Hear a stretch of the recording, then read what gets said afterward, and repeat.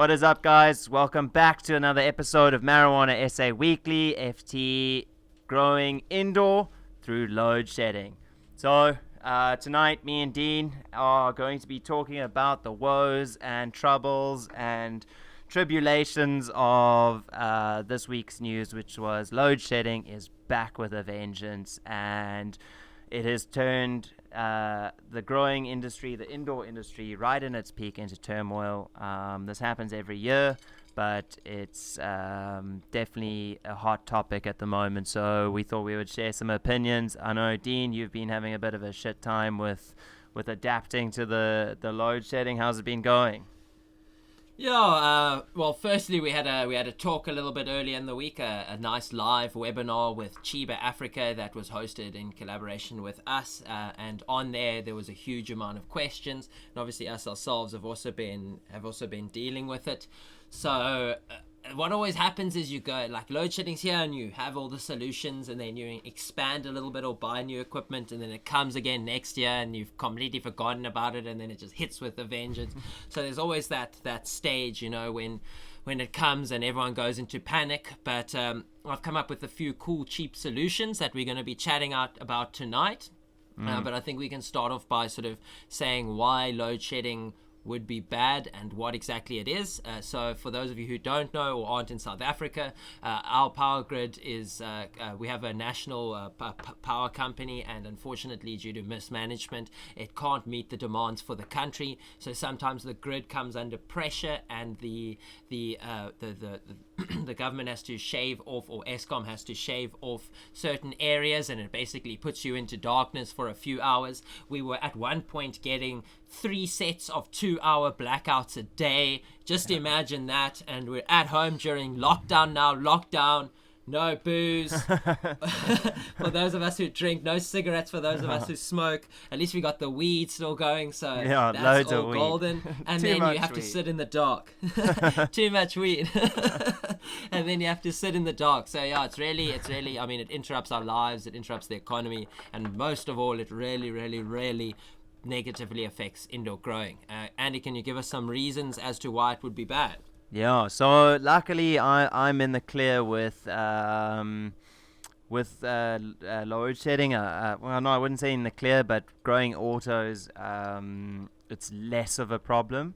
It does still cause a problem. It could maybe jump the plants into premature flower, but it's not going to really, I suppose that's the same problem with photo, but it's, generally autos can handle a bit of extra light and a bit of less light. They kind of more on like a time-based thing and not so much on a light-based thing. But yeah, with photos, basically lights, I actually did quite a lot of research into this, and there's a hormone inside the plant that starts to it increases when it's dark, and it's destroyed by light. And if this amount of hormone, as it turns, the lights go off, this hormone starts building and building and building and building. And as that hormone gets to enough, that triggers the flowering. And that's sort of the same premise with most plants, not just cannabis. So imagine your plants are there and they full on in the light, and now thanks to Eskom they are in the dark.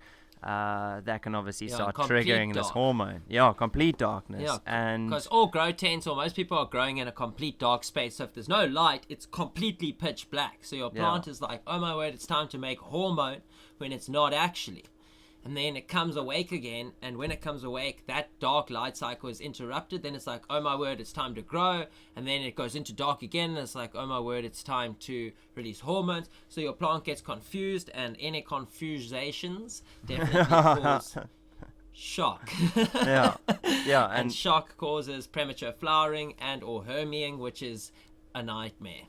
And one other thing, I mean, Dean, you probably know a bit better than I do, but with didn't even cross my mind. I mean, it's been so long since I did a deep water culture, and I just thought I just connected the dots that you're also doing deep water culture, and that must also be and heavily affected. I think more on top of that, like the deep water culture, at least the roots, like the deep water culture would have maybe a return pump or however it's been set up, but the roots would still sit in water, so they'd be a little bit more resilient.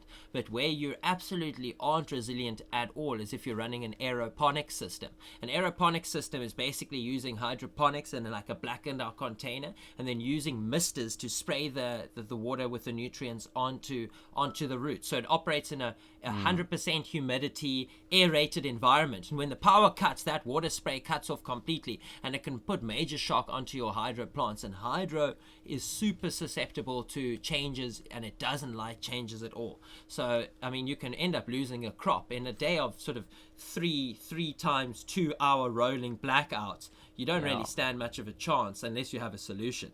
And that's and the then thing, on growing. top of that, there's dehumidifiers, there's air conditioners, there's massive light units which don't like to be going on and off and on and off, especially when they're hot. They like to stay cold, go from hot to cold and then restart gradually again. So it just affects all the equipment on top of it. What's really nice is one benefit. So obviously in the articles that I was having looked through, like imagine this: you're growing in like Alaska or just like Europe, where it's some months it's snowing and you're out. They don't know, most of those countries have a consistent electricity supply, but they do get they don't even know the word load shedding. They get unexpected outages, and imagine that. So your tent's now going from a stable temperature, and next thing it's just like plummeting. It's snowing outside, and minus 10.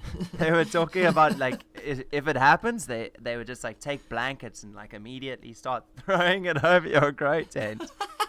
I was Keep like, oh, in as thank much God. space as much heat as possible. That's hilarious. Luckily, we don't have that issue here, really. Thankfully. I mean, at least your plants can survive the cool. Even, I mean, like some areas would get frost, but I mean, in the Cape, don't get that low, Yeah, so I think generally you're going to be okay. Environment. Yeah, I think generally in South Africa you'd be fine.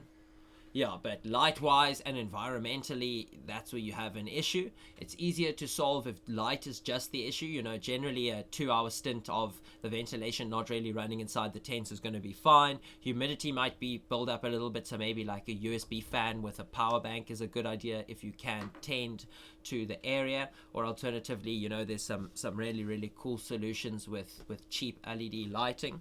But if you're running environmental controls, your and major ones that need to be kept going, unfortunately, it becomes a little bit more expensive.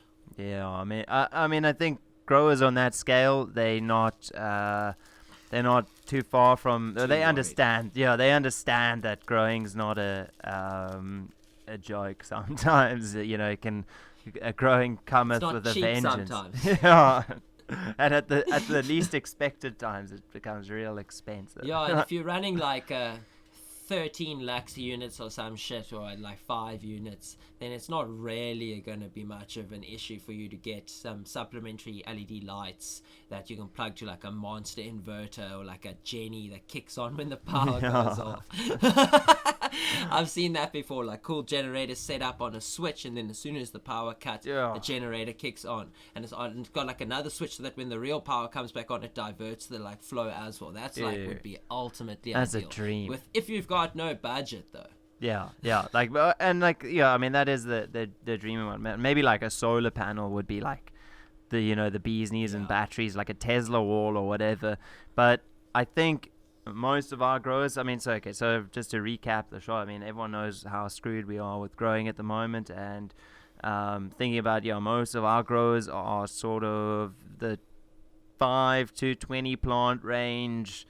Is the so it's a small to medium home grows, like people take it serious. Indoor. Lots of effort goes into the plant indoors. Outdoors is obviously not an issue, so we're talking solely of indoors. Indoors now. So now thinking, we've touched on one or two of the things. I've brought up some links. Should I show you what I found in terms of possible solutions? Let's go through some of the solutions. I mean, we've obviously chatted very briefly, but I think we have some similar ideas here. So let's bang on into them. Okay, so you got my screen popping up, and dum in first. So look, I mean, obviously, guys, we've sort of just found these guys. I don't know if they're reliable. I haven't actually tried this product yet, but we did a video on inverters a while back, and they actually just suggested why not get basically something like this. I think there's a similar model here from GWiz. I do know the company. Pack of four for 322. And so do these turn on when the power goes off? Yeah. So you would run it in parallel with your grow light at the moment. So you've got your HPS, and then next to it, as your HPS is on, this solar LED light would be on. So it runs on all the time, and then when the power does go out, it's got a battery in it that lasts those 4 hours. Then when the power comes back on again, it just carries on charging again. So it's like uninterrupted power, and then when the timer's off, the lights are off anyway. So no worries. Yeah, and like I was thinking about it, how does it tell it to go off? But the way light switches work, it actually does go off with the light switch. So if the light switch is on and it goes through the timer, it's still going to be on. Your timer will still be the definite. But anyway, and I think you would probably know more. It doesn't need the idea with these lights. So it's like we were trying to say earlier in a more scientific sense. So cannabis needs to have, either if it's vegging, it needs to have 18 hours of uninterrupted light and 6 hours of uninterrupted dark, and that's the main thing, uninterrupted. It can't be on off during the light period. It's going to affect the growth cycle of the plant. So it's near impossible with all of the high-end light units that we're all running these days. We're all pulling hundreds of watts. If you're running HPS, it's definitely near impossible, because you're going to have to be having massive batteries and stuff like that. So instead of concentrating on keeping everything going, it's more about concentrating on keeping the light cycle going. So by utilizing techniques like this, even though your main lights are off, your plants are now thinking, okay, cool, there's a few clouds in the sky over, okay, cool, it's the middle of the night, so the plant can still carry on with its light cycle. It can still go through uninterrupted. However, during those 2 hour period, your plant's obviously not going to photosynthesize as well as it would have if it was running under the full lights, but at least you're not going to stand a chance of losing your whole crop. All it needs to do, getting a hermy or going into early flower. All it needs to do is just stops the plant from producing that flowering hormone, and it's not it's not going to grow. Sure, you're missing out on some things, but those are negligible in comparison to complete shut off. And now we're talking like hormone differences, and the plant actually physically thinks its surroundings have changed. So I would like to get one of these. I'd say for like a 2.4 meter tent, you'd probably need 4 of these, and for like a 1.2 meter tent, you'd probably need 2 of these. Like it's a E27 LED. How many watts are there? So this 4-pack has 4 9-watts, and this 1-pack's got a 12 watt. It doesn't give us any PPFDs or power reading. There's no map. We'll have to get one to the office, bro. Yeah. Give it a good old tester with the Opogee. Like 0 power all around, maybe. But at least you'd be able to keep that light cycle going. I mean, when you look at it like this, GWiz is obviously the better value for money. So guys, if you're having issues and want a nice cheap solution, then this is definitely the solution for you. But if you have a little bit more budget and you have a little bit more environment to control, what can we do on this front? So if you got a bit more bang and you got some buck to throw around, I would recommend something like this. So Dean mentioned earlier inverter. I mean, Dean, give us the lowdown on what you were talking about when you said a bit of an inverter system.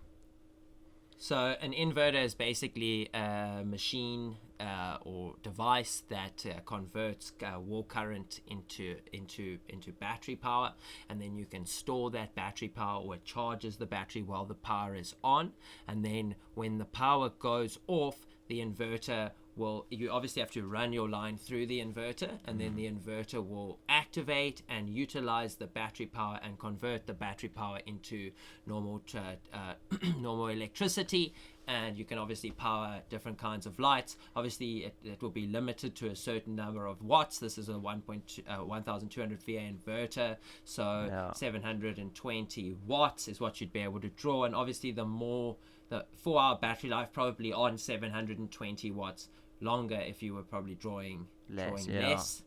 Yeah, so I mean, this would be ideal for most growers. The only downside, I suppose, I mean, in this case, you don't need any special bulbs. You could probably run. You would likely connect an LED. I don't know if I'd want to run my HPS I'd probably run, like, of my grow lights, of the 3 in my 2.4, I'd probably run one of them, just to like keep enough light going. I'd keep one fan going, one fan blowing inside, and then any sort of pumps and air pumps that you'd have, because those are all things you want to keep going. And then I'd probably also run 2 extra additional small lights to fill up the gaps in the corners and draw sort of half the amount, so that you can stretch it if possible, because the less stress you're putting on the machinery, the better. Always. So I mean, that would be the ideal solution. This obviously, the bulbs that we did, these aren't going to help run your, they're not going to run your pumps, they're not going to run your ventilation,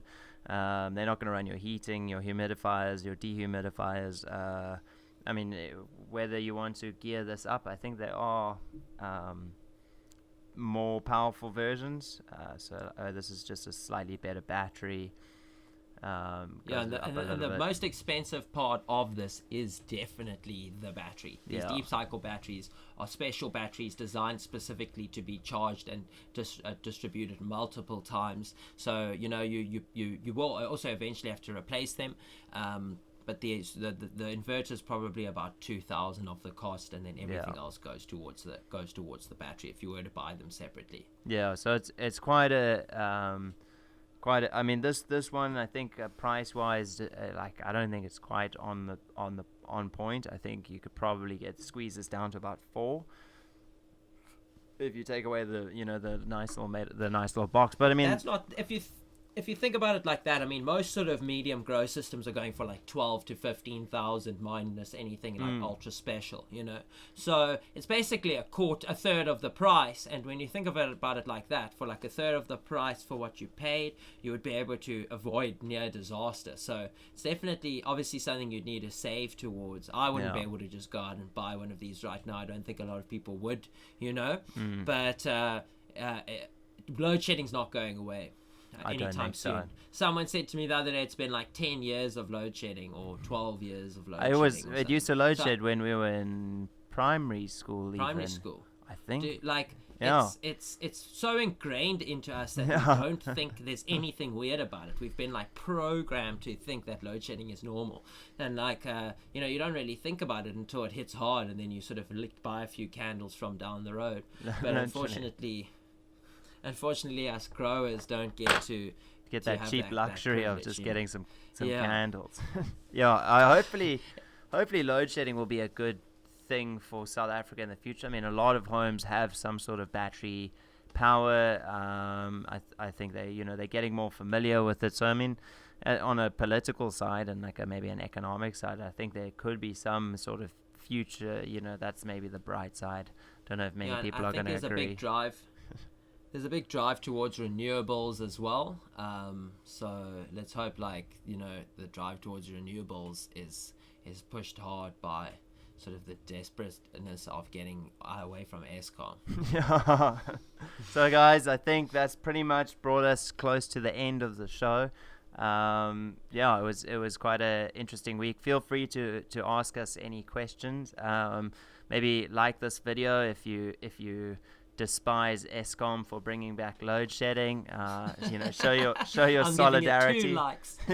Show your solidarity with likes. Kill them with kindness. So thanks so much for watching, guys, and shall check you next week. Woo. Cool, guys. Thanks so much for watching. Check you next week.